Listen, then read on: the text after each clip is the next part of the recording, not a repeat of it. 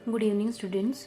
Last class में हमने spermiogenesis या शुक्राणु जनन की जो पूरी प्रक्रिया है उसकी स्टडी करी। उसको हमने डिस्कस किया कि स्पर्मियोजेनेसिस कैसे होता है और उसका एंड प्रोडक्ट क्या है। हमने स्पर्म की जो पूरी स्ट्रक्चर है उसको हमने डिस्कस किया था।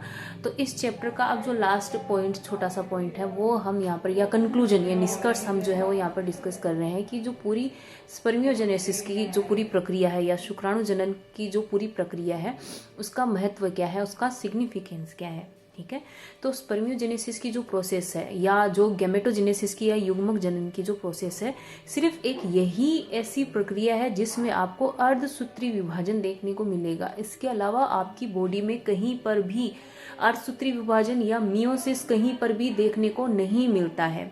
ठीक है, मियोसिस का क्या सिग्निफिकेंस है ये हमने मियोसिस में प्रीवियस क्लासेस के अंदर डिस्कस किया है। यहाँ पर सबसे इम्पोर्टेंट जो चीज़ होती है मियोसिस के अंदर, वो सबसे पहली तो ये होती है कि जो डिप्लॉइड कोशिका होती है या जो डिप्लॉइड सेल होती है वो एक हैप्लॉइड अगुणित कोशिका के अंदर कन्वर्ट हो जाती है। प्लस मियोसिस की जो प्रक्रिया होती है उसमें एक स्टेप आती है क्रॉसिंग ओवर, जिसमें जेनेटिक मटेरियल को रीयूनाइट किया जाता है या पुनः संगठित किया जाता है। ठीक है, ये यहाँ पर इम्पोर्टेंट है। ठीक है, और इसके अलावा जो स्पर्मियोजेनेसिस की पूरी प्रक्रिया है उसमें हमें एक जर्मिनल सेल से एक फुल्ली फंक्शनल हैप्लॉइड स्पर्म जो है वो मिलता है। और ये स्पर्म जिसका मेन फंक्शन होता है ओवम के साथ में निषेचन करना या फर्टिलाइजेशन करना। और जब ओवम के साथ में एक स्पर्म फर्टिलाइजेशन करता है तो उसके रिजल्टेड एक डिप्लॉइड कोशिका हमें प्राप्त होती है जो जाइगोट कहलाती है। तो यहाँ पर हैप्लॉइड होने का फायदा ये है कि जो गुणसूत्रों की या क्रोमोसोम की जो नंबर है उसको हमेशा एक स्पीसीज में मेंटेन करके रखा जाता है। सपोज हमारी बॉडी की जितनी भी सेल्स है वो 2n है या डिप्लॉइड है। अगर यहाँ पर मियोसिस नहीं हो और स्पर्म भी डिप्लॉइड रहे और ओवम भी डिप्लॉइड रहे तो नेक्स्ट जो ऑफस्प्रिंग आएगी वो तो 4n हो जाएगी। ठीक है, टेट्राप्लॉइड कंडीशन यहाँ पर देखने को मिलेगी। और नेक्स्ट जनरेशन में तो ये 8n हो जाएगी, 60n नेक्स्ट में हो जाएगी। तो ये यहाँ पर अगर मियोसिस नहीं होता है तो नंबर ऑफ क्रोमोसोम को मेंटेन करके रखना पॉसिबल नहीं होगा। तो यहाँ पर जो स्पर्म है वो एक हैप्लॉइड स्ट्रक्चर है या एक अगुणित संरचना है जो क्रोमोसोम की नंबर को मेंटेन करके रखता है। ठीक है, और इसके अलावा इसका एक और सिग्निफिकेंस ये है कि ये जाइगोट के निर्माण में या जाइगोट के फॉर्मेशन में आनुवांशिक पदार्थ का योगदान देता है। अपना जो भी जेनेटिक मटेरियल है या जेनेटिक इंफॉर्मेशन जो है न्यूक्लिक एसिड के फॉर्म में, वो ओवम को ये प्रोवाइड करवाता है जिससे एक कंप्लीट जाइगोट का निर्माण होता है। जाइगोट आगे क्लीवेज या विदलन की प्रक्रिया स्टार्ट कर देगा और ये एक एम्ब्रियो में कन्वर्ट हो जाएगा। तो ये इसी के साथ ही हमारा जो गैमेटोजेनेसिस का एक पार्ट था वो कंप्लीट हो गया, जिसमें आता है शुक्राणु निर्माण। इसके बाद में नेक्स्ट हम जो टॉपिक डिस्कस करने जा रहे हैं वो है oogenesis या अंड जनन की प्रक्रिया या अंड जनन जिसको हम कह सकते हैं।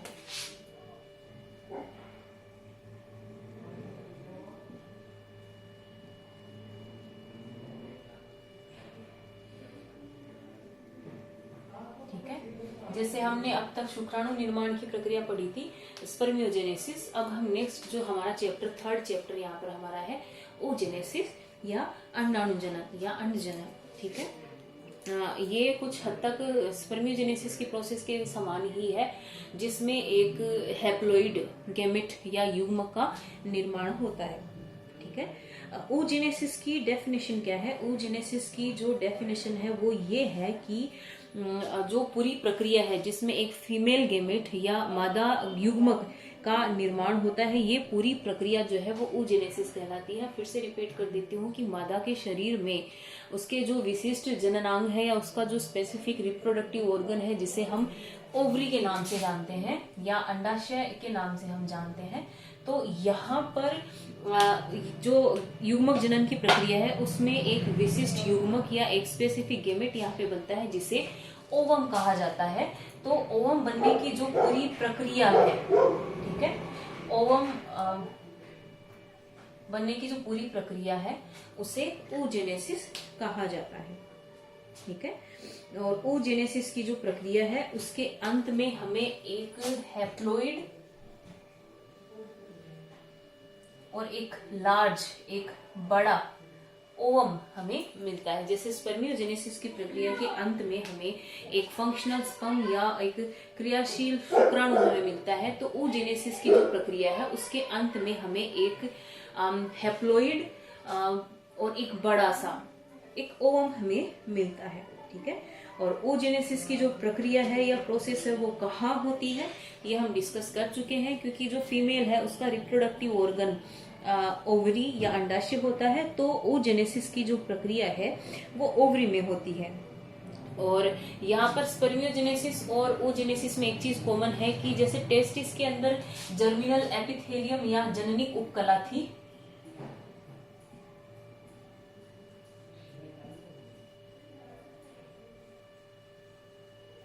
ठीक वैसे ही जो ओवरी होती है उसमें भी जननिक उपकला या जो जर्मिनल एपिथेलियम है वो प्रेजेंट होती है।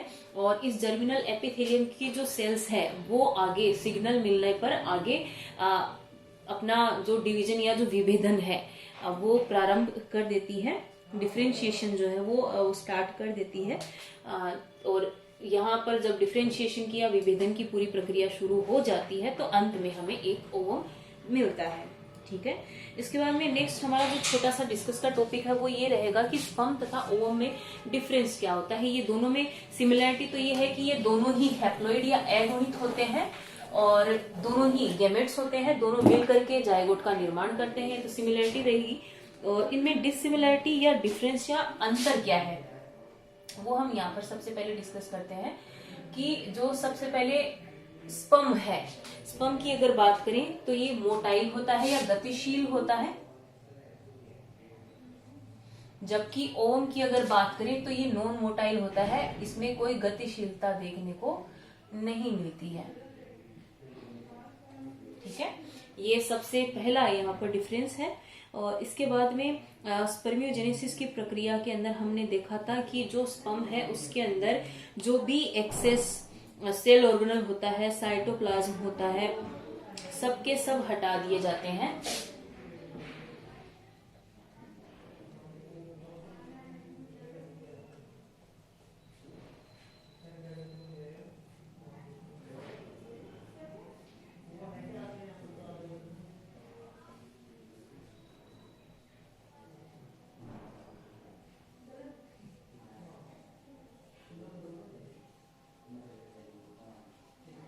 ठीक है, जो स्पर्म होता है उसमें बहुत ही कम अमाउंट के अंदर जितनी जरूरत होती है उतना ही साइटोप्लाज्म रखा जाता है।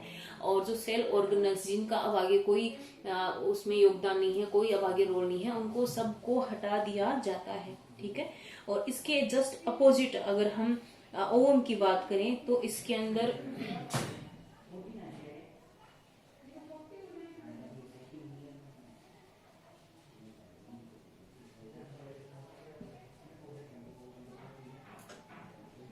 लार्ज अमाउंट में पीतक या योक जो है वो प्रेजेंट रहता है। और इसके अंदर जो साइटोप्लाज्म है, प्रोटीन है, इसका साइटोप्लाज्म भी काफी ज्यादा होता है, उसको तो और बढ़ाया जाता है। जो नॉर्मली होता है oogenesis की प्रक्रिया में जो शुरुआत में साइटोप्लाज्म होता है उसको स्पर्म में तो कम किया जाता है, और ओवम की अंदर की अगर बात करें तो इसमें उसको और बढ़ाया जाता है। प्लस इसका जो साइटोप्लाज्म है उसमें कई सारे प्रोटीन, ग्लाइकोजन, न्यूक्लिक एसिड जिसमें आपका डीएनए और आरएनए आता है, न्यूक्लिक एसिड, इन सबको और इस सब की अमाउंट को और बढ़ाया जाता है। ये क्यों बढ़ाया जाता है ये मैं आपको पहले बता दूं कि जो ओवम है उसमें इन सब कंटेंट्स को या जो पोषक पदार्थ होता है, जो न्यूट्रिएंट्स होते हैं, उनके अमाउंट को बढ़ाया जाता है। क्योंकि जब फर्टिलाइजेशन हो जाता है और जायगोट का निर्माण हो जाता है तो अब आगे एम्ब्रियो का निर्माण होगा, और एम्ब्रियो जब वृद्धि करता है या ग्रोथ करता है तो उससे एनर्जी की रिक्वायरमेंट होती है। उस एनर्जी को सप्लाई करने का काम या न्यूट्रिएंट्स जो भी उसे चाहिए या जो भी पोषक पदार्थ उसे चाहिए वो सारे उस बढ़ते हुए एम्ब्रियो को सप्लाई करने का काम आगे ओवम ही करेगा। इसीलिए जो ओवम है वो एक्सेस अमाउंट के अंदर जो न्यूट्रिएंट्स या पोषक पदार्थ है उनको स्टोर करके रखता है, ताकि जब एम्ब्रियो बन जाए तो उसकी ग्रोथ में या उसकी जो वृद्धि है उसके अंदर ये सारी चीजें एनर्जी प्रोवाइड करने के काम आती है। ठीक है, क्योंकि स्पर्म की तरफ से तो कुछ नहीं मिलता है, स्पर्म की तरफ से तो सिर्फ और सिर्फ न्यूक्लियस जाता है और एक सेंट्रियोल जाता है। उसके अलावा न्यूक्लियस की तरफ से ओवम के अंदर कुछ भी नहीं जाता है। जो सारी जो रिक्वायरमेंट्स होती है एक ग्रोइंग एम्ब्रियो के लिए या एक विकसित हो रहे भ्रूण के लिए, जो भी आवश्यकताएं होती है उन सब की जो पूर्ति है या उन सबको कंप्लीट करने का काम है वो ओवम का होता है। इसीलिए स्पर्म के अपोजिट ये पोषक पदार्थों का स्टोरेज करता है। इसमें जो पोषक पदार्थ बड़ी अमाउंट में स्टोर करके रखे जाते हैं उनको कंबाइनली पीतक या योक कहा जाता है। ठीक है, और इसमें स्पर्म की अगर बात करें तो स्पर्मियोजेनेसिस की प्रक्रिया में जो स्पर्म है उसकी साइज और छोटी हो जाती है। और साइज इतनी छोटी क्यों होती है, इसका रीजन भी मैंने आपको बताया था कि जो स्पर्म है उसको फीमेल रिप्रोडक्टिव ऑर्गन्स के अंदर या जो मादा जननांग है उसमें गति करते हुए ओवम तक जाना होता है। ये ट्रेवल करके वहां तक जाता है, तो ये अपने आप को लाइट वेट रखता है, अपना जो वेट है या अपना जो वजन है इसको कम से कम रखता है। तो जो भी चीजें इसकी जरूरत की नहीं है उन सबको ये हटा देता है और अपने आप को छोटे से छोटा ये कर लेता है। न्यूक्लियस की सबसे ज्यादा जरूरत होती है तो बस एक वही इसके अंदर प्रेजेंट होता है, और बाकी इसके अंदर कोई भी एक्सेस न्यूट्रिएंट्स है या कोई भी साइटोप्लाज्म कंटेंट है वो यहाँ पर देखने को नहीं मिलता है। ठीक है,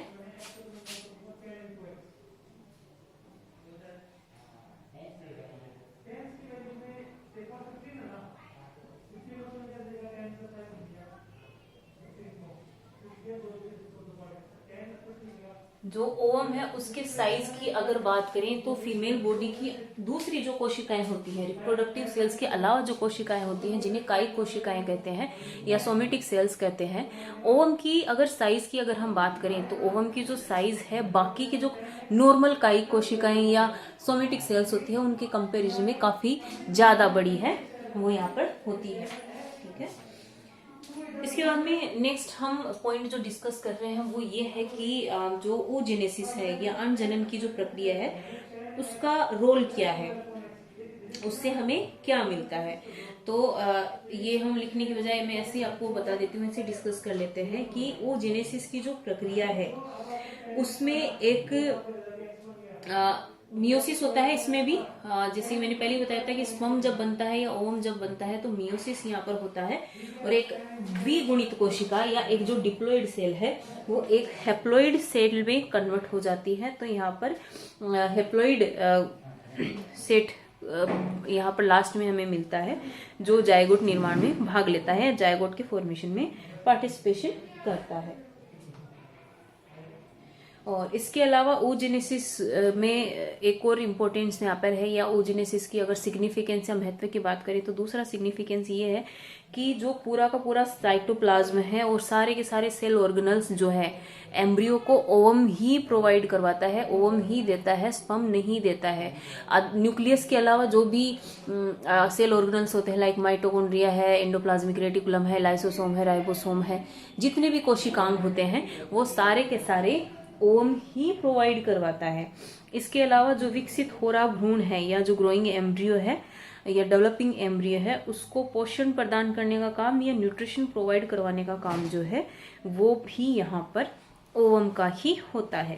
ठीक है, इसके बाद में नेक्स्ट जो हमारा मेन टॉपिक है जिस पे हम आते हैं वो है प्रोसेस ऑफ oogenesis या अंडाणु जनन की या अनजनन की प्रक्रिया क्या होती है।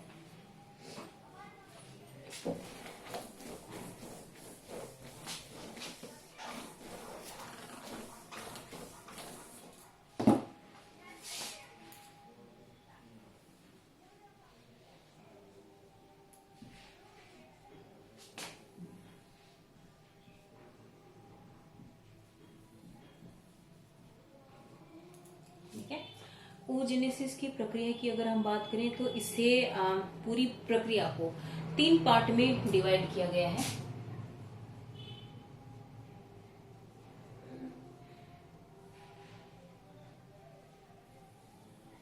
ये सेम वैसे ही है जैसे स्पर्मियोजेनेसिस की प्रक्रिया में हमने पढ़ा था। सबसे पहले आता है मल्टीप्लिकेशन फेज या गुणन प्रावस्था,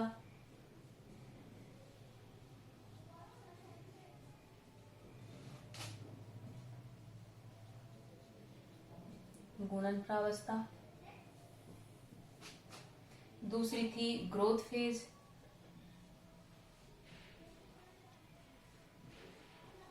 या वृद्धि प्रावस्था तीसरी थी, मैच्योरेशन फेज,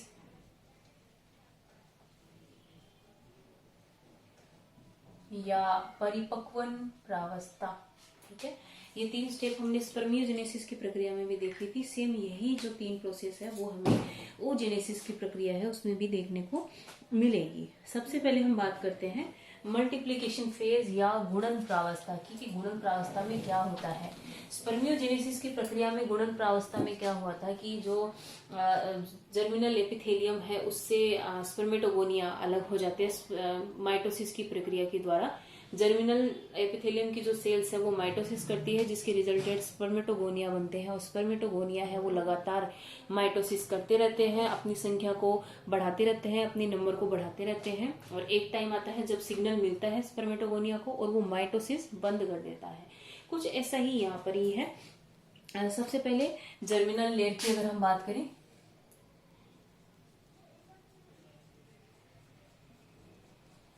ये सपोज जर्मिनल लेयर है और इस पे एक के बाद एक से लाइन में कोशिकाएं या जो सेल्स है वो अरेंज है। ये है जर्मिनल लेयर।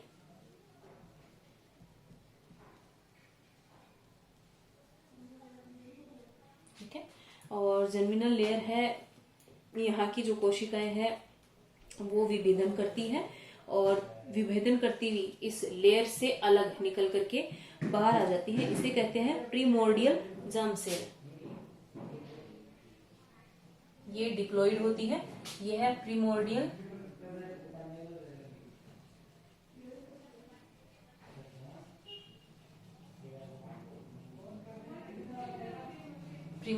Germ cell. ये जर्मिनल लेयर से या जो जननिक उपकला है उससे अलग हो जाती है, और अब ये माइटोसिस या समसूत्री विभाजन है वो प्रारंभ कर देती है।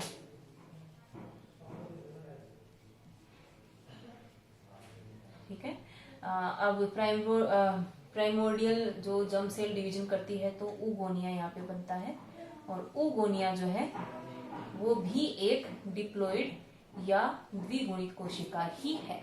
जैसे वहां पे स्पर्मेटोगोनिया बना था, यहाँ पर oogonia बनता है। जो oogonia है या इसे ओ मदर सेल भी कहा जाता है, अंडमात्र कोशिका। ठीक है, ये अपने नंबर को मेंटेन करके रखते हैं। और इसके अलावा एक और इम्पोर्टेंट चीज यहाँ पे मैं आपको बता दूं कि यहाँ पर जो मल्टीप्लिकेशन फेज है ये हमने स्पर्मेटोजेनेसिस की प्रक्रिया में भी पढ़ी थी। स्पर्मियोजेनेसिस की प्रोसेस में हमने देखा था कि जब किशोरावस्था आती है, जो कि लगभग होती है 14 से 15 साल के आसपास, तो उस एज में हार्मोन्स के थ्रू सिग्नल मिलते हैं, तब जाकर के मल्टीप्लिकेशन प्रोसेस या जो भी स्पर्मेटोजेनेसिस की प्रोसेस है वो स्टार्ट होती है। ठीक है, और मेल्स के अंदर क्या देखने को मिलता है कि स्पर्मेटोजेनेसिस की जो पूरी प्रक्रिया है प्रीमोर्डियल सेल्स से लेकर के जो स्पर्मेटोगोनिया का निर्माण है वो उसी एज में ही होता है। लेकिन फीमेल्स में ये मल्टीप्लिकेशन फेज प्यूबर्टी स्टेज या किशोरावस्था का वेट नहीं करती है। ये जो मल्टीप्लिकेशन फेज है ये तभी स्टार्ट और कंप्लीट भी हो जाती है जब फीमेल खुद एक एम्ब्रियो के रूप में होती है, जब वो खुद पैदा भी नहीं हुई होती है। तो उसी टाइम पे जब वो अपनी मदर के वोम्ब में, अपने मदर की गर्भ में जब वो होती है, तो जब वो खुद बन रही होती है, तो उसी टाइम पे उसमें बनने वाली जो जर्मिनल लेयर है या जो जर्मिनल एपिथेलियल है वो मल्टीप्लिकेशन स्टार्ट कर देती है और प्रीमोर्डियल जर्म सेल बनती है। माइटोसिस से oogonia बनते हैं। oogonia के नंबर जो है वो एक फीमेल में हमेशा फिक्स होते हैं, वो उसके जन्म के साथ ही फिक्स होते हैं। तो यहाँ पर ये एक यूनिक और अलग चीज़ है जो स्पर्मेटोजेनेसिस में और oogenesis में सबसे बड़ा डिफरेंस है कि स्पर्मेटोजेनेसिस में मल्टीप्लिकेशन फेज जो है वो प्यूबर्टी स्टेज या किशोरावस्था में ही होती है, जो कि लगभग 14 से 15 साल के आसपास होती है, जबकि फीमेल में ये प्रक्रिया तभी शुरू होकर के कंप्लीट हो जाती है जब वो खुद एम्ब्रियो के फॉर्म में या भ्रूण के फॉर्म में होती है। ठीक है, इसके बाद में नेक्स्ट जो फेज है वो है ग्रोथ फेज।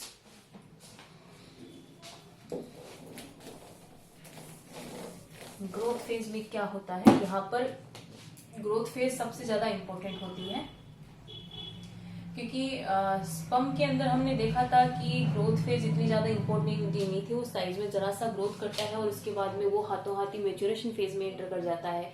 लेकिन फीमेल की जो ग्रोथ फेज है वो बहुत ज्यादा इंपॉर्टेंट होती है और बहुत ज्यादा लंबी भी होती है। ठीक है, क्योंकि इस फेज के अंदर नॉर्मल जो ओवम होता है वो कई सौ गुना से लेकर के कई लाख गुना तक अपनी साइज में बढ़ोतरी कर लेता है, अपनी साइज में इंक्रीज कर लेता है। जैसा कि मैंने पहले भी बताया कि जो ओवम है वो आगे बनने वाले एम्ब्रियो को न्यूट्रिशन या पोषण देने का काम है वो ये करता है। तो इसके लिए जरूरी है कि ग्रोथ फेज में जितने ज्यादा न्यूट्रिशन या जितने ज्यादा पोषक पदार्थ ये अपने अंदर जमा कर सकता है ये कर लेता है। ठीक है, और ग्रोथ फेज के अंदर क्या होता है, ग्रोथ फेज के अंदर जो oogonia है, जब भी इसको सिग्नल मिलता है, जो कि oogonia है वो एक डिप्लॉइड कोशिका है, ये सिग्नल मिलने पर लास्ट माइटोसिस शो करता है और माइटोसिस के रिजल्टेड जो oogonia है वो प्राइमरी oocyte में कन्वर्ट हो जाता है।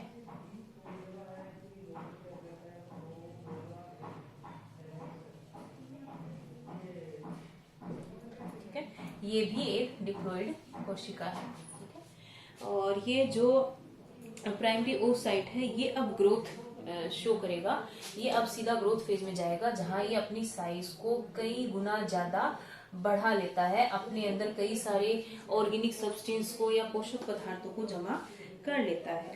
ठीक है, और इस अवस्था में मेनली होता क्या है, जो ग्रोथ फेज है इसमें मेनली होता क्या है, इसमें जो न्यूट्रिएंट या पोषक पदार्थ है उनका संश्लेषण होता है प्लस उनको स्टोर करके रखा जाता है, उनका सिंथेसिस होता है प्लस उनको स्टोर करके रखा जाता है।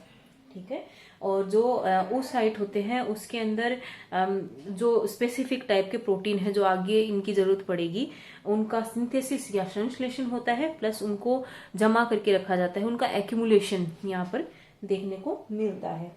ठीक है, इसके अलावा एक और इम्पोर्टेंट चीज कि जो डेवलपिंग oocyte है या जो oocyte यहाँ पर बना है इसके चारों तरफ स्पेसिफिक टाइप की या विशिष्ट प्रकार की कोशिकाएं पाई जाती हैं जिन्हें फोलिकुलर सेल्स या नर्स सेल्स कहा जाता है। ये डेवलप हो रहे oocyte को न्यूट्रिशन देने का काम जो है वो ये करती है। ठीक है, इसके बाद में एक नेक्स्ट जो टॉपिक हम डिस्कस करने जा रहे हैं, नेक्स्ट पॉइंट जो हम डिस्कस करने जा रहे हैं, हमने अभी थोड़ी देर पहले मैंने एक नाम लिया था योक या पीतक जिसको हिंदी में कहते हैं। अब वो क्या होता है, योग क्या होता है, योग जो है वो ओवम के साइटोप्लाज्म के अंदर जो डिफरेंट टाइप के न्यूट्रिएंट्स या जो पोषक पदार्थ स्टोर करके रखे जाते हैं उनको कंबाइनली योग कहा जाता है। ठीक है, और ये जो योग है या ये जो पीतक है इसका संश्लेषण या सिंथेसिस कहाँ होता है, ओवम में तो या ओवरी में तो बिल्कुल नहीं होता है। जो पीतक होता है या जो योग होता है उसका संश्लेषण लीवर या यकृत में होता है, और जब लीवर में ये बन जाता है बनने के बाद में इसको ओवरी को ट्रांसपोर्ट कर दिया जाता है, ओवरी के अंदर ये सीधा ओवम के अंदर डंप कर दिया जाता है, ओवम के अंदर ट्रांसपोर्ट कर दिया जाता है। जो ग्रोथ फेज के अंदर जो प्राइमरी oocyte होता है उसको योग दे दिया जाता है। ठीक है, नॉर्मल अगर मेमल्स की अगर हम बात करें तो नॉर्मली जो मेमल्स होते हैं उनकी ग्रोथ फेज सबसे लंबी होती है, ये कुछ दिनों से लेकर के कई सालों तक की हो सकती है।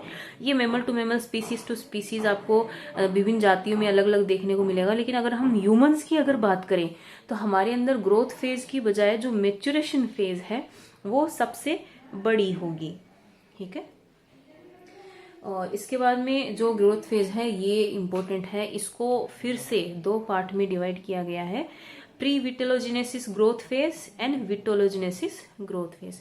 इनके बारे में हम नेक्स्ट क्लास में डिस्कस करेंगे।